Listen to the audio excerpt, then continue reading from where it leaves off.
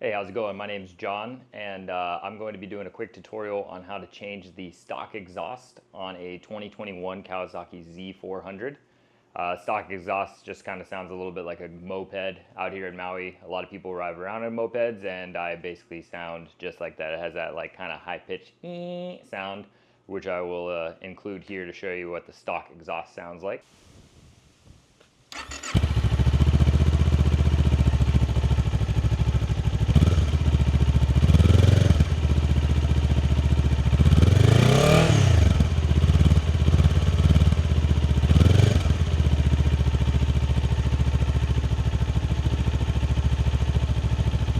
And why I'm going to be changing it to the LeoVince EVO GP EVO, Corsa EVO actually. So it's not overly loud. I'm not looking to really like get a lot of people turning their heads and whatnot. I'm not trying to disrupt my neighbors here in the neighborhood. Mostly just want to get rid of that kind of little puttering sound and get something that has a little bit more volume to it. Here in the box comes with the instruction manual. I'm probably going to pre-install all these parts before taking it outside. Got the exhaust itself here. Pretty sweet. Not overly large as well. It's going to be actually a lot smaller and a lot lighter than the stock exhaust that it comes with. And get rid of all these guys.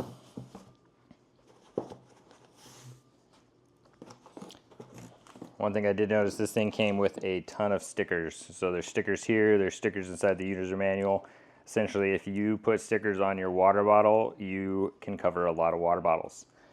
A few other information, but then get down to the bare parts here. So I'm going to cut here in a second, and we're going to assemble all of these. It's pretty much plug and play, part that goes onto the bike and whatnot, and get that all installed, and then I'll show you how to remove the existing exhaust before we apply this one.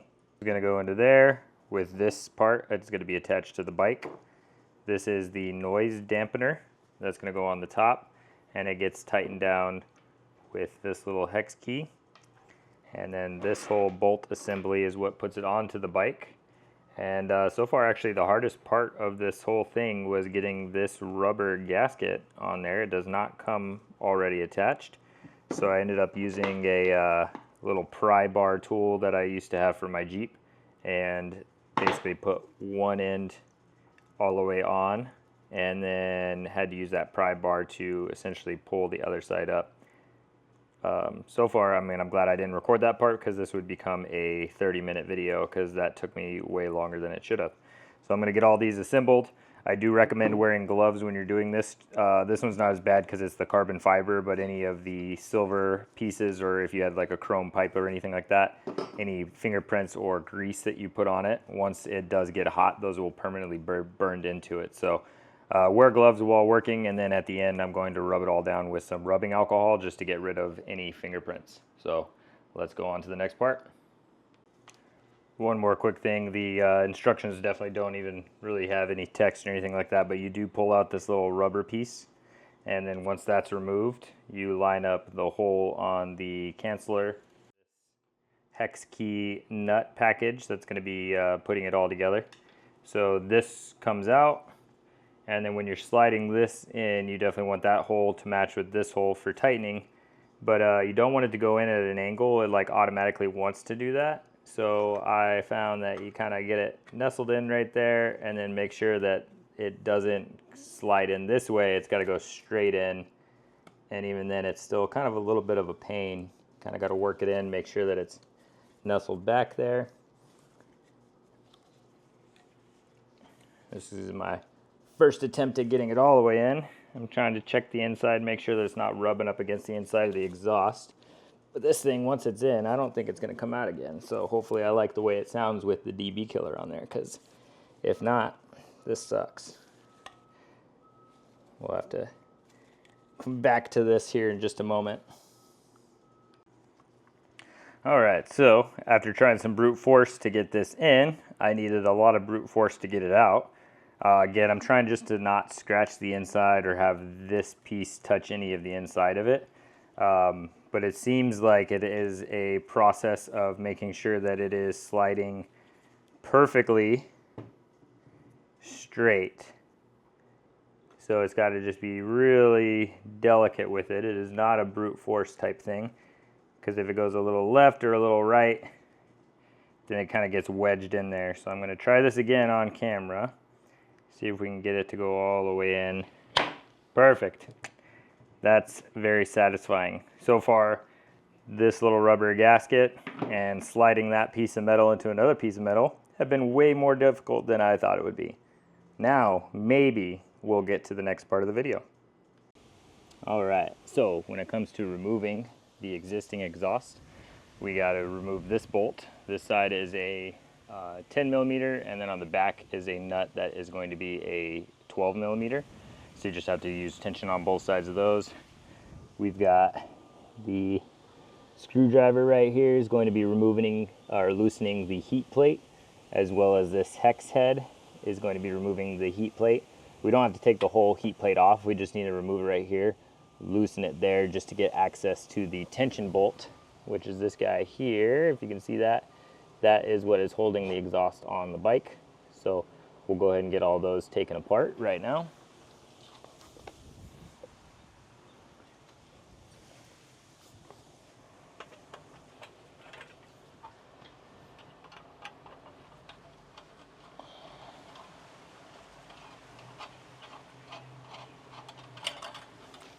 Got that loosened up.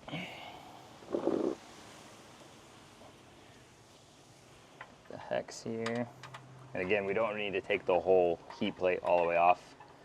It's good to keep all these parts and everything intact. And then that way, if you do plan on ever reselling your vehicle, some people might not want the exact exhaust you did.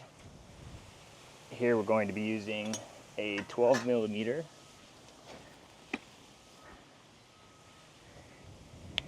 To get that clamp there. And this clamp here is just used to hold the exhaust on the bike. So now that we have that off, I'm actually going to attach this again just to make sure that the heat plate doesn't come off as well. Because again, there's no point in removing the whole thing. I'm not going to tighten it all the way, just enough to keep it attached. And then next we're going to be removing this one here. All right, with a 10 millimeter wrench and a 12 millimeter socket on the back side, I'm going to remove this bolt that actually holds the exhaust onto the body. I realize I probably should have waited to do this clamp here until I got this part off, just so that it's not putting so much tension on the actual exhaust pipe, but it's too late now. We're already committed. Say hi, Mo.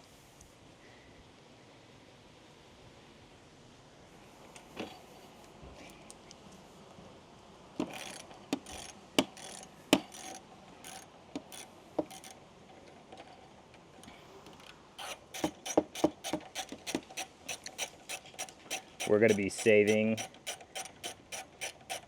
this part because it will actually be mounting the new one on. So we do need to keep everything obviously, but we're going to be, well, that's in there.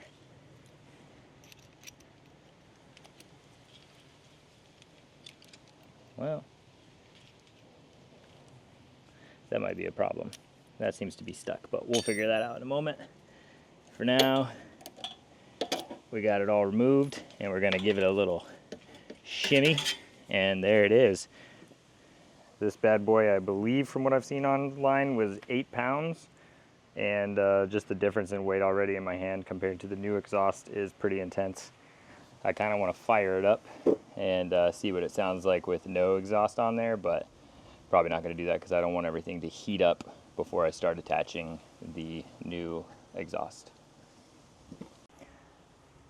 All right, so you want to put this clamp on first. You want the hex key facing you, but that part doesn't really matter too much, but as long as it's on the pipe first. Oh, I guess also make sure you take off the stock one. That would be helpful. Glad I didn't put everything together with that still on there. So anyways, that guy goes on there, get it on the pipe, and then gonna set the camera here, let's see.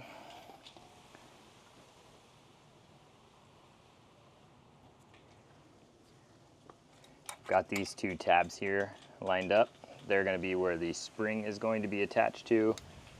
I'll probably put the spring on last just because that's what I've seen other people do. But that slides right on very nicely. And this clamp will probably just tighten down just a little bit, but not overly tight till I have everything installed. And of course it is not the same size hex key.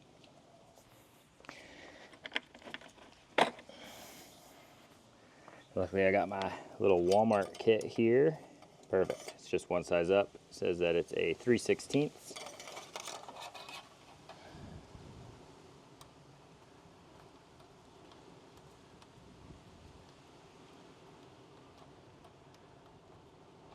And again, I'm going to just tighten it just a little bit just so it's on there, but I'm not going to actually do any full adjustments yet till I have everything attached. And let's get this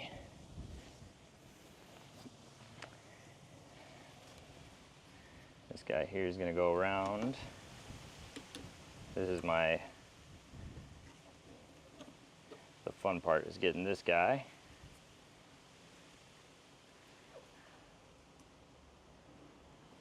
That doesn't seem right. Let's see, we'll find out.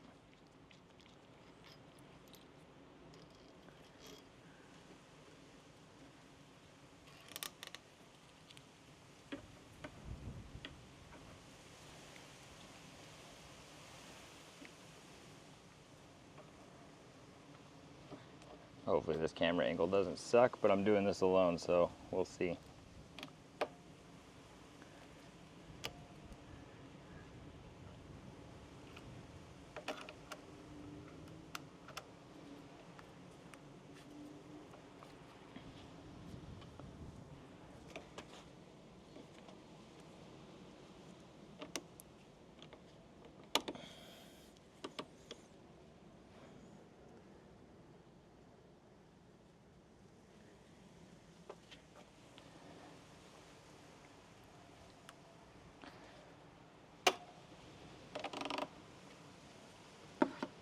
Getting it all the way through with that spacer is proving to be a little harder than I expected.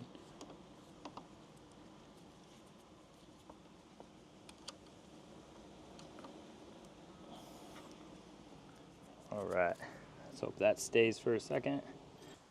All right, so this little metal piece here, you're actually gonna have a little bit of a gap and it doesn't really seem like it's gonna fit. I don't actually have this tightened fully down yet, but it does utilize a 4/32 hex key and a 13 millimeter ratchet set on the back. So I was totally wrong earlier when I talked about the multiple tools all being used for the same thing.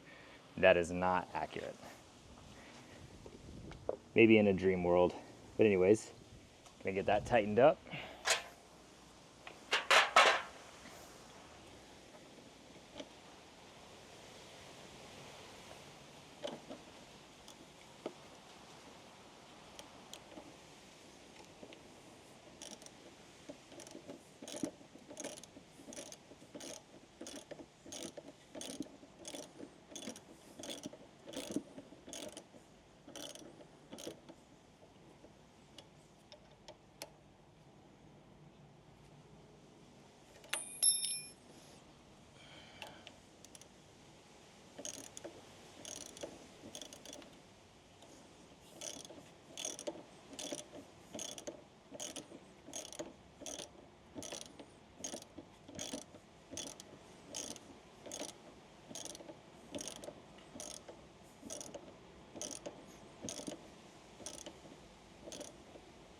I'm not gonna go much tighter than that. Seems like it's on there real good. It definitely could be tightened more, but since you're using these metal clamps, I just don't wanna, I mean, they're not even matching up. I don't know if that's good or bad, but it's definitely on there very firm. And now let's go ahead and get the bottom part tightened up.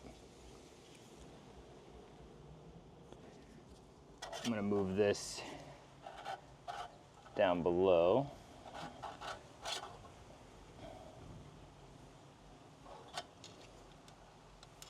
Can't really tell, it looks like it should be.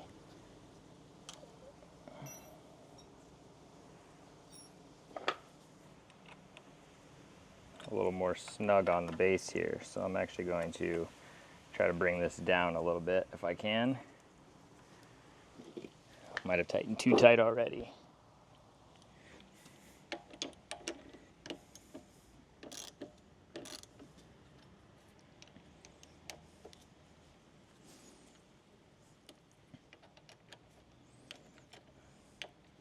A lot of learn as you go, so if you're using this, there we go. Yep, that was incorrect.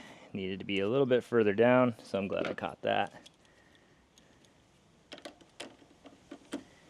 Hopefully the wind canceling part of my microphone is working, because it is pretty breezy out here in Maui. All right. Now let's go ahead and get that sled down. I'm going to keep the screws on the back side.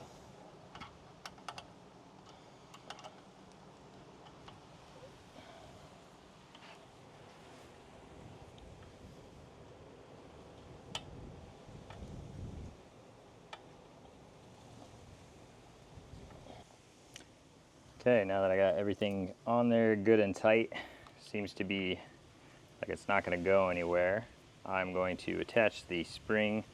Maybe I was supposed to do this before I tightened everything, but who really knows. It did come with this cool little spring tensioner, and we'll get that pulled down. Might need both hands for this part.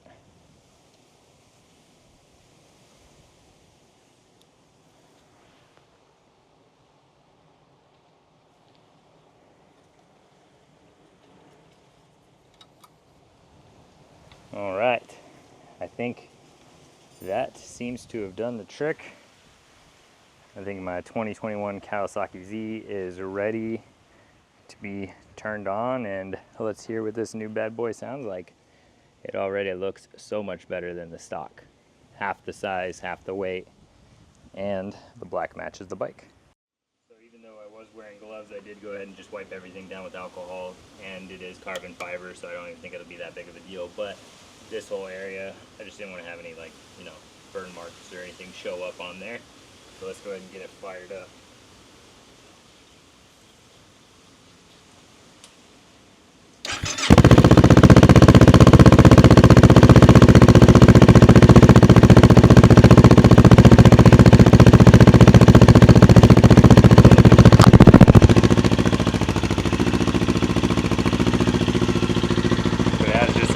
Nice, much like more of a purr to it. Let's get a little throttle.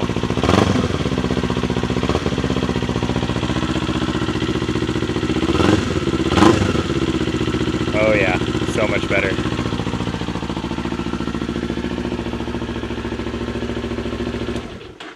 So yeah, overall I'd say maybe the neighbors won't be as happy, but it's not over the top, definitely not in your face noise, and I do believe even when I'm on the bike I'll be able to just hear myself a little bit better. I do wear earplugs when I'm driving, so it's nice just to be able to hear the engine, especially since I'm new. You know, if I'm revving a little too hard and in the wrong gear and stuff like that, it's good to get good feedback from the bike. So there's that. That is the Corsa EVO installed on my 2021 Kawasaki Z400.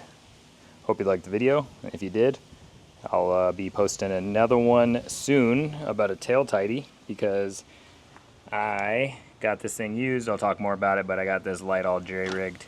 It is super busted, but still legal as of now. I'll be doing an install of a whole new tail tighty on the back side of the bike. Stay tuned.